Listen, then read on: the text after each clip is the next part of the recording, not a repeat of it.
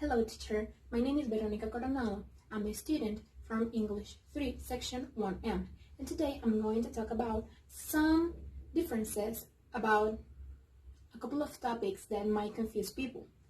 First, we have simple present versus present progressive.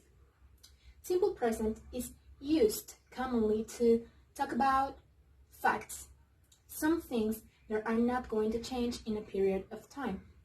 We have two sentences. The first one says, the store opens at 7:30 a.m.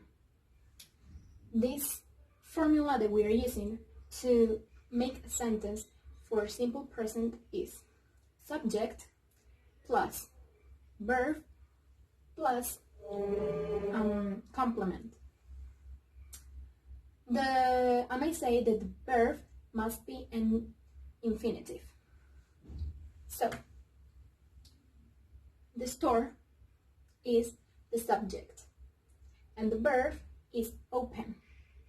Now, something that we have to keep in mind is that when the third person in singular is being used as, es, or ies is added at the end of the verb. In this case, the store is a subject in third person in singular. So the verb open needs to have the termination s at the end. Now we have John and Jenny go to the beach every Sunday. It is a fact that John and Jenny go to the beach every Sunday. The subject is John and Jenny. It's in third person in plural.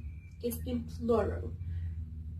Being that said, the verb in infinitive doesn't need to have a termination. Moving to present progressive, we have John and Jenny are in the beach right now. As you can see, the differences between simple present and present progressive is that simple present talks about facts, as I said before, while present progressive talks about situations or actions that are occurring right now in the time that we are speaking. In this case, John and Jenny we're using the verb to be here because they are now in the beach. Moving to simple past versus past progressive, we have she took some cookies from the kitchen. This sentence is from simple past, as you can see. Simple past is used to talk about some things, actions, or situations that happened, that started in the past and ended in the past. So she took some cookies from the kitchen. The formula is the subject, the verb in past tense, and the complement. As you can see, we're using the verb take, that is an irregular verb, so it changes its form to took. I watched an action movie yesterday. The verb watch is a regular verb, so we just add the termination ed to the verb. Past progressive. Past progressive is used to talk about situations that occurred in the past for a period of time. So we have the kids were playing in the backyard. We're using the verb to be, as you can see, in past tense, and then the verb plus the termination ing. So it's the kids were playing in the backyard. That's the formula. Next, we have should and must. Should is commonly used to give advices. In this case, we have the example, you should take some English lessons so you can improve your skills. The difference between should and must is that must is used to give obligations to people. In this case, you must take some English lessons to study in the university. You need to take some English lessons to study in the university. In this case, these sentences is saying that you couldn't enter the university if you don't take some English lessons. So it's an obligation for the person to take some English lessons to enter the university.